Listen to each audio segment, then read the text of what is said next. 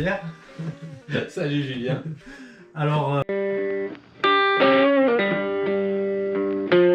dans ta vidéo du mois de décembre que tu as fait à Pouls, tu expliquais que Pluton allait apporter la crise, la fin du monde, la guerre, etc. Exactement, j'ai dit ça. T'as dit ça, mais la date fatidique du 10 janvier est passée et la guerre n'est toujours pas là. J'allais dire heureusement. Heureusement.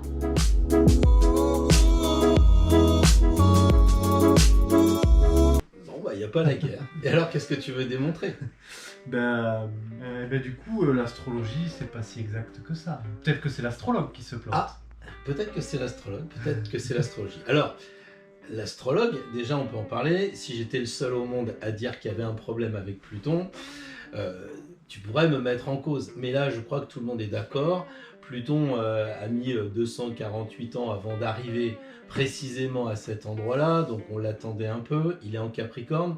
Capricorne, c'est tout ce qui va toucher l'État. Donc Pluton dans l'État, le plutonium dans l'État, on est en plein, si tu veux, essai nucléaire. On est d'accord? Ah oui, ça pourrait expliquer, oui, parce qu'il y a eu des soucis de missiles, d'avions, etc. On va en parler après, mais il y a eu le Kim Jong-un qui... Non, c'est Ouais. Kim Jong-un. Deux, voilà, c'est Deux. le fils de Kim Jong-un. qui a décidé d'un coup qu'il allait reprendre Les essais nucléaires. les essais nucléaires. Quoi. Ouais. Alors qu'il y avait eu tout un truc avec Trump qui était allé là-bas, ils avaient signé des accords dans tous les sens. Enfin, ça semblait être réglé cette histoire, et là d'un coup ils parlent de nucléaire. Donc nucléaire, plutonium. Oui, et puis on a aussi la question de l'Iran qui justement s'affranchit de plus en plus de ce que veut l'Europe. Trump a dit qu'il ne faisait plus partie de la conférence de Paris ou je ne sais où Sur le climat. sur le climat et aussi sur les essais nucléaires. Il en était parti, donc ça tourne quand même bien autour du nucléaire. D'accord, donc on est quand même ok, que quand on dit que Pluton arrive dans le signe du Capricorne, la scène internationale, enfin si tu relis dans Wikipédia dans quelques temps 2019, eh bien il y aura certainement marqué beaucoup d'étapes concernant tout ce qui va toucher le nucléaire. Donc les astrologues et l'astrologie, c'est pas beaucoup trompé. Oui, mais disons que le 10, il n'y a pas eu de... Tout a éclaté presque avant. Quoi. On va dire qu'il y a eu cet avion. Alors c'est le 10 qui l'a explosé. Oui, c'est le 10. Juste avant, il y a eu Trump qui a fait péter le général Soleimani. Ouais. Il s'écharpe un peu tout le temps maintenant, depuis qu'il est au gouvernement avec le président Rouhani. Donc c'est un peu quand même la guerre entre les deux. L'un qui veut qu'ils rendent ses armes nucléaires, l'autre qui veut continuer à les faire. Il y a des missiles qui partent sur un avion avec des voyageurs, on ne sait pas trop. Voilà, c'est... Ouais, donc tu conviens bien quand même que la tonalité de Pluton, quand on l'entend dans son aspect nucléaire, il est quand même omniprésent dans la presse, dans les rapports. Et puis, quand tu vas partout sur Internet ou que tu discutes, les gens se posent quand même la question sur la Troisième Guerre mondiale. Beaucoup, oui, c'est presque... Non, c'est pas ça, mais c'est presque dans l'air du temps, on va dire. Mais c'est vrai que quand on regarde d'anciennes guerres, les anciennes guerres, je pense à la première guerre avec l'assassinat de... Je ne sais plus son nom, mais que ça avait débuté sur un assassinat, tout ça. Oui, le prince Ferdinand, voilà. Quelque chose comme ça. Et là, on a quand même un avion. Ça pourrait vraiment être une cause un élément de départ, quoi. Ça pourrait être l'étincelle qui allume le feu, quoi. L'assassinat du général pouvait laisser présager que les Iraniens allaient encore faire péter une ambassade où on allait avoir 30, 50, 100 morts du côté américain. Ouais. Or, pour aller dans ton sens, et j'allais dire Dieu merci, les Iraniens ont envoyé 2 petits missiles qui ont fait pchit eux aussi, oui. Et qui ont fait des dégâts matériels. Il n'y a aucun Américain est une décédé. Barrière, j'ai vu une barrière, il y avait une photo d'une barrière endommagée. Ouais. Donc s'ils avaient voulu faire l'escalade, aller vers la Troisième Guerre mondiale, ils s'y seraient probablement pris autrement. Peut-être, ou alors ils sont vraiment mauvais. Peut-être. Peut-être qu'ils sont mauvais, peut-être que... Mais peut-être aussi qu'il y a... dans la tradition, on parle d'un égrégore. Ça te parle ça, l'égrégore? Un petit peu, parce que tu m'as expliqué récemment, mais c'est pas ce que je maîtrise. L'égrégore, comme je te l'ai dit, c'est les pensées qui se regroupent quand elles ont la même façon de voir les choses. D'accord. C'est-à-dire que nos pensées sont quand même de l'électricité, ça se mesure avec l'électroencéphalogramme, donc nos pensées sont bien électriques et elles s'en vont, on va dire comme dans un cloud, mais de tout le temps. C'est pour ça que les rituels, par exemple la messe, se fait au même moment dans le monde pour que tout le monde pense au même moment. Les Rose-Croix, ils méditent au même moment pour envoyer des pensées positives. Il y a eu beaucoup de choses qui ont été faites après le 11 septembre sur justement les prières, les pensées qui vont se regrouper. Alors, j'allais dire, tu as évidemment plein de clouds. Tu vas avoir le cloud des collectionneurs de voitures Porsche, tu peux avoir de la Société Générale, des nazis, de tout ce que tu voudras, et ils se connectent. Et c'est comme ça que les chanteurs, les compositeurs, ils se connectent comme des gens comme Dylan. Et bien, quand c'était l'époque Flower Power, parce qu'on avait effectivement on avait Uranus en balance, c'était le moment des hippies, et ben il suffisait que tout le monde pense à la paix, pense tout le monde à être heureux et tranquillement. Dylan, donc il était là-dedans. Puis quand après l'ère a changé, l'ère du temps a changé, eh bien ils n'arrivaient plus à se connecter. D'accord ? Donc en fait, peut-être que là, pour en revenir à notre problématique, il se pourrait bien que les gens commencent à en avoir marre de tous ces apprentis sorciers qui jouent avec les essais nucléaires, et les Russes dernièrement qui ont encore fait un petit Tchernobyl, mais on n'en parle pas trop. Oui, ça a été complètement effacé ça, en même temps avec tout ce qui se passe. Nous on est tranquille, de toute façon ça s'arrête à la frontière. C'est ce qu'ils ont dit à l'époque, donc... Si c'est dit à la télé, si c'est vu à la télé, qu'il a dit... ça, on est sûr que ça s'est arrêté à la frontière française. Donc nous, si tu veux, on est super protégés. Mais imaginons que tout augmente et qu'à un moment donné, à force de jouer comme ça à l'apprenti sorcier, comme dirait Dukas, ça se finit très mal. Et je crois que les gens, ils en ont marre de ça. Et peut-être que l'égrégore, justement, c'est que les pensées des gens disent « Bon, mais arrêtez cette escalade ». Et peut-être que Trump, une fois qu'il a tué le général, il n'a pas renchéri. Il a eu des propos, mais il a dit « je vais faire sauter 52 centres culturels ». Et il savait que le monde entier ne voulait pas qu'on fasse sauter le monde culturel, parce que ça appartient non pas à l'Iran, mais au patrimoine mondial. Oui. Tu vois Oui. Donc, en disant ça, il savait très bien que les gens allaient dire « non, non, allez Trump, arrêtez vos histoires ». Il fallait aussi que les Iraniens, ils arrêtent un peu de faire leurs courses. Et finalement, le 10, qu'est-ce qui s'est passé ? Entre l'égrégore, entre tout ce que tu voudras, les coïncidences, les hasards, il est arrivé une chose, la devise des astrologues. La devise des astrologues, les astres s'inclinent, non, les astres inclinent mais ne déterminent. C'est ça, comme ça, les non ? astres inclinent mais ne déterminent. Les astres inclinent, il va y avoir la pleine lune et il va y avoir les grandes marées, mais ne déterminent. Tu prends ton bateau pour aller faire de la pêche un soir de mer démontée ou pas. D'accord, oui, ok, oui. Tu vois ce que je veux dire ? On a notre libre arbitre. Oui. En fait, cette idée d'astre qui incline et qui ne détermine, c'est surtout dire on a notre libre arbitre. Et peut-être que là, les gens se sont dit, voilà, nous, notre libre arbitre, ça serait bien que cette escalade s'arrête, parce qu'à terme, s'ils sont si doués avec le bouton pour dire « Oh, j'ai fait péter un avion par erreur, excusez-moi, il y a 170 morts et plus peut-être », on imagine que s'ils ont la bombe atomique, ils disent « Oh, excusez-moi, j'ai vitrifié tel pays, j'ai pas appuyé sur le bon bouton, je suis confus, je vous présente toutes mes excuses. » Et 80 millions de personnes meurent sur un territoire, enfin un truc énorme, tu vois. Enfin, on va pas revenir, parce que Hiroshima, Nagasaki, c'était quand même énorme et tellement petit par rapport à aujourd'hui, ce qu'on sait faire. Tout ça pour détruire, ce qu'ils pourraient faire, oui, ça serait impressionnant.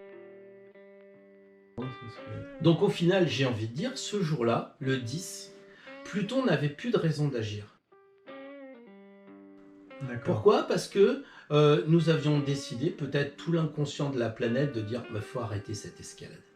Tu vois, je crois profondément dans la puissance de la pensée individuelle.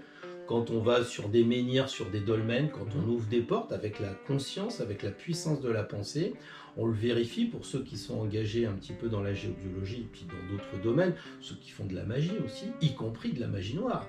Ils voient très bien la puissance de la pensée. Donc là, avec Internet, tout le monde est au courant et c'est pour ça que c'est un peu différent de ce qu'on avait avant la dernière conjonction. Tu te souviens quand est-ce qu'il y a une conjonction de Pluton-Saturne ? Non. On en a parlé, mais et j'ai même fait une vidéo depuis l'Espagne et le pays des conquistadors en 1500. Oui, voilà, oui. Donc on a eu cette période-là où on avait Pluton qui était conjoint à Saturne aussi. Donc l'État était très chamboulé. En 1500, c'est les conquistadors, donc c'est Charles Quint qui va partir pour découvrir le Nouveau Monde. C'est la controverse de Valladolid. Est-ce que les gens que l'on va rencontrer, c'est des indigènes et c'est nous les plus forts? Ou bien est-ce qu'on les prend pour des gens égaux? Et Charles Quint va demander à Valladolid quel est le bon point de vue. Et puis on va avoir François Ier qui va commencer à devenir le premier mécène. C'est-à-dire qu'il va dire l'État n'est plus uniquement que pour faire les guerres. Il va aussi avoir comme ami un certain Léonard de Vinci qui va venir travailler avec lui à Chambord. Donc quand on a cette conjonction, Pluton fait mourir l'ancien monde pour le faire renaître à la Renaissance. Oui. Et tu vois, le mot même de Renaissance indique qu'on renaît. Et donc en 1500 c'était ça. Mais il n'y avait pas les mêmes communications, les mêmes informations qu'aujourd'hui. Oui. Là, aujourd'hui, quand tu as une manifestation dans le monde, si tu t'intéresses à un sujet, si tu t'intéresses aux pingouins de la banquise, tu es informé, tu as un bip tout de suite qui te dit il y a encore un problème avec la banquise. Tu vois, donc aujourd'hui, les gens ils commencent à se poser des questions tous en même temps et tu le sens bien d'ailleurs quand il y a des jeux d'échecs ou de ping-pong ou autre, il y a des gens qui regardent et si toi tu fais de la compétition avec un assez bon niveau, les gens disent rien, mais tu le sens. T'as jamais joué à la pétanque avec des gens qui te regardent dans les yeux quand tu vas tirer? Ils te touchent pas. Ils font que te regarder, tu vois. Alors là, c'est plus un peu que la pensée, tu vois. Ça dépasse la pensée, on arrive un peu au physique, mais tu vois, c'est des choses qui font que les ondes, enfin pour moi, le psychique, il intervient. Alors, du coup, aujourd'hui, Pluton est touché également Mercure. Mercure, tu te souviens, c'est le dieu de la com. De la communication, oui. C'est ta planète de Gémeaux. Ça parle. Ça parle. Et donc, qu'est-ce qu'il a dit? Il a dit, voilà, il y a un avion qui a explosé, et puis ça a parlé. On a parlé de cette affaire. Et si tu regardes bien, il n'y avait aucune autre affaire dans le monde le 10 janvier 2020. De toute façon, même s'il y en aurait eu, c'était tellement grand que les médias parlaient que de ça. Enfin, t'aurais pu avoir un autre avion qui tombe. Tu aurais pu avoir un autre avion qui tombe. D'autres choses très graves, regarde. Tu imagines quand même qu'il y a un milliard d'animaux qui sont tués exactement. en Australie. Voilà, je vais te le dire, voilà. Il y a les feux en Australie, c'est vrai que c'est impressionnant. Et on ne parle pas de ça. Il y a eu 24 morts aussi, civils. Et si tu veux, ça faisait pas l'actualité. Non. Pourtant, j'ai envie de te dire, bah tu vois, eux ils expérimentent un nouveau monde. C'est le feu, quoi. C'est un peu ce côté. Ils sont en train de périr par le feu. Peut-être que Pluton s'est dit que bon, ça suffisait, là, un avion pété, plus un général assassiné. On va voir un peu ce qu'il y a chez les autres dont on n'entend pas parler, hein, parce que l'Australie, on n'en entend pas forcément parler. C'est pas un gouvernement qui va faire des guerres, etc. Donc là, il est allé finir le boulot chez les Australiens, peut-être. En tout cas, il y a de la destruction quand même dans l'air. Hein. C'est quand même un continent immense. Hein. C'est tout un continent qui est à feu. Mais ce jour-là, le 10 janvier, c'était ce genre de choses qui faisait l'actualité. Comme si les gens se disaient, mince, à la fin, s'ils appuient sur le bouton, qu'ils ont la bombe et qu'ils se sont trompés, qu'est-ce que ça va devenir? Donc du coup quand Pluton agit, quand par exemple les banques n'ont pas fait leur travail et que Pluton est arrivé, que ça a été l'affaire Kerviel, eh bien c'est parce que depuis des décennies, on savait très bien que le système bancaire n'était pas bon. Et ben voilà, il y a eu un problème. Et il est encore là. Il y a encore des bitcoins qui traînent, d'autres monnaies qui arrivent. On sent qu'on ne veut pas faire le ménage. Alors du coup, quand le ménage n'est pas fait, Pluton intervient. Et j'ai envie de dire, si ça continue sur d'autres domaines, comme par exemple l'écologie, tu vois, c'est pareil, ça va poser des problèmes. Tout ce qui va toucher les guerres, toujours en Iran ou autour, ce foyer un peu à cause d'un extrémisme religieux, qui n'apporte jamais la paix, jamais, qui ne fait que détruire partout. À un moment donné aussi, ça commence à fatiguer les gens. Ouais, bah ils ont peur, ils en ont marre. Oui. Voilà, donc si nous ne faisons pas le travail, Pluton va le faire. Pluton va le faire, alors donc il a commencé visiblement. Il a commencé avant la date du 10. Il a commencé avant la date du 10, on parlait trop de plutonium. Ceux qui avaient écouté ma conférence, et j'ai vu que c'était peut-être même celle qui a marché le plus et de loin, ça m'ennuie parce que j'ai pas envie de faire peur aux gens. Ouais. Mais ça faisait prendre conscience et qu'il y avait quelque chose qui allait se tramer et que finalement l'astrologie est quand même une science assez exacte. Même si, pour défendre les astrologues, on n'a jamais étudié Pluton en Capricorne. Parce que 248 ans avant, on ne connaissait pas l'existence de Pluton. Puisqu'il a été découvert, je crois, dans les années 30 par Le Verrier. D'accord, ok. Donc avant, bon, les anciens savaient qu'il y avait une planète. À mon avis, ils le savaient. Ils savaient tellement de choses. Mais oui, mais ils ne devaient pas pouvoir savoir, peut-être pour que c'était une étoile ou quelque chose. En tout cas, ils n'ont jamais pu dire, bah voilà, Pluton en Sagittaire, ça fait ça. Pluton, comme on fait pour tous les astres. Tu vois, ils n'ont jamais étudié Pluton dans chaque maison astrologique. Donc en fait, c'est à l'intuition qu'ils ont dit que Pluton, qui correspond au signe du Scorpion, seul animal d'ailleurs à survivre quand il y a des explosions nucléaires. Hein, oui, on en avait parlé. Donc ça, voir, tu peux remettre un lien, on le mettra là. On mettra le lien. Ouais. c'est ce qu'on fera. Voilà, non mais c'est vrai que là, on n'est peut-être pas passé loin et finalement, ça a été peut-être une grande chance d'avoir fait le bon choix et que les gens, dans leur inconscient, veulent autre chose.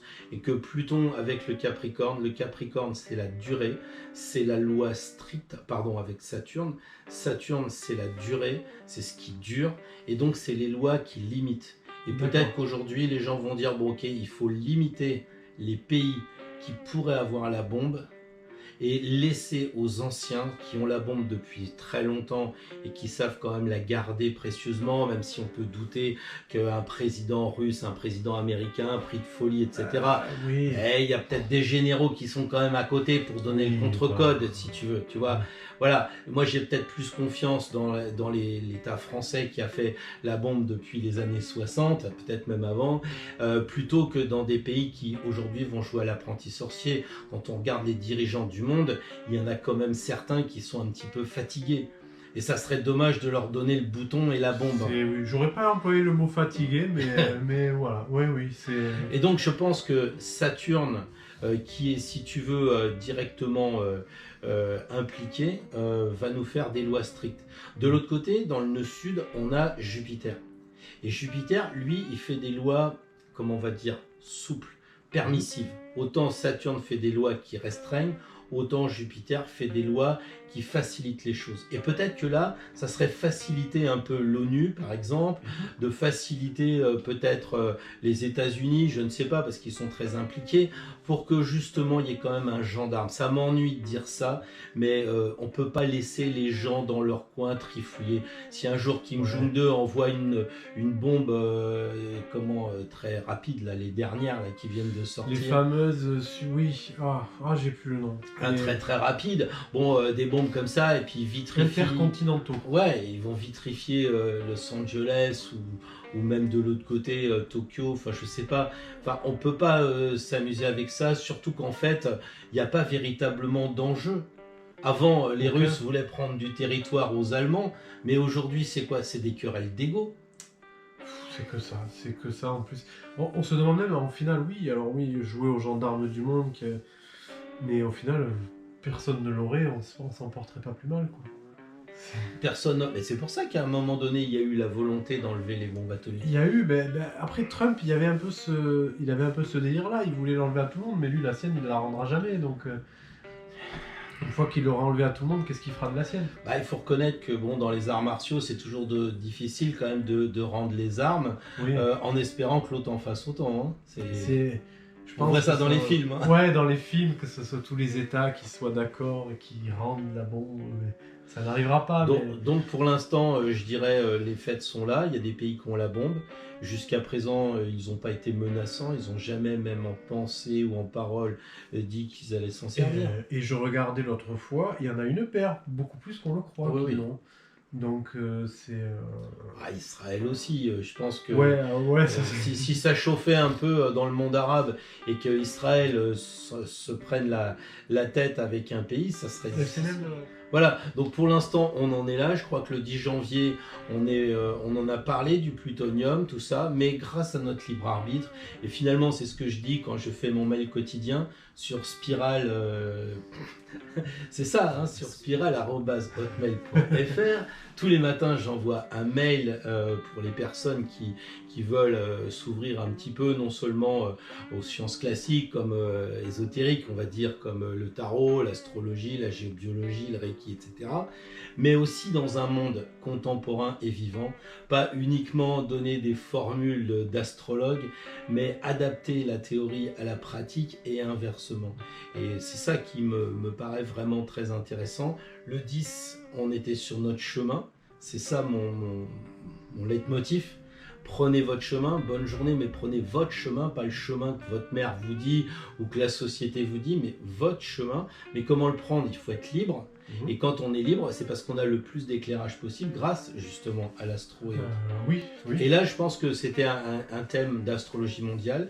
Les gens ont pu ouvrir leur cœur, leur pensée aussi à ce qui se passait avec tous ces essais qui font peur finalement. Et ils ont voté dans l'égrégore qu'ils n'en voulaient pas, et ça s'est passé comme ça, et Pluton a respecté le choix, puisque on n'avait pas voulu aller plus loin dans l'excès de l'escalade. Heureusement, parce que c'était déjà pas mal là, quand même.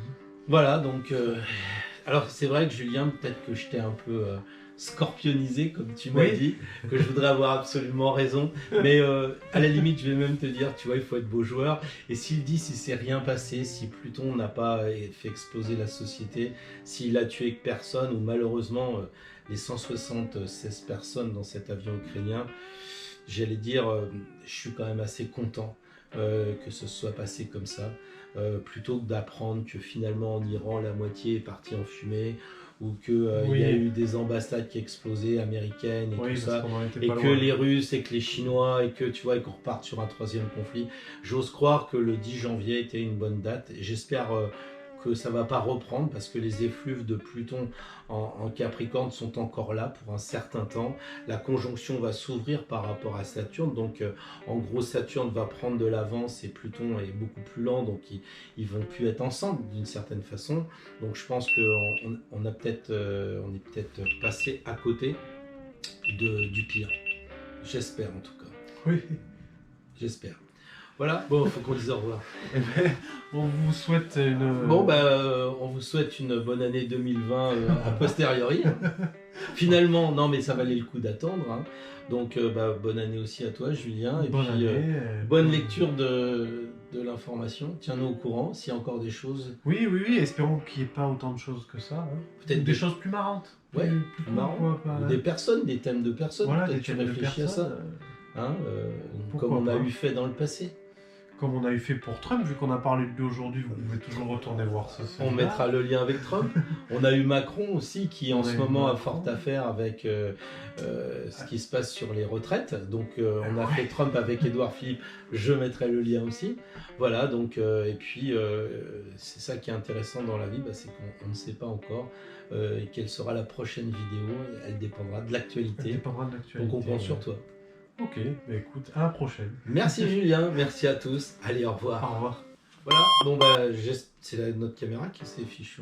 Je pense qu'elle commence à montrer des signes de faiblesse au niveau de la batterie. C'est celle-là. Elle clignote. Hein. Parce qu'elle marche. Écoute,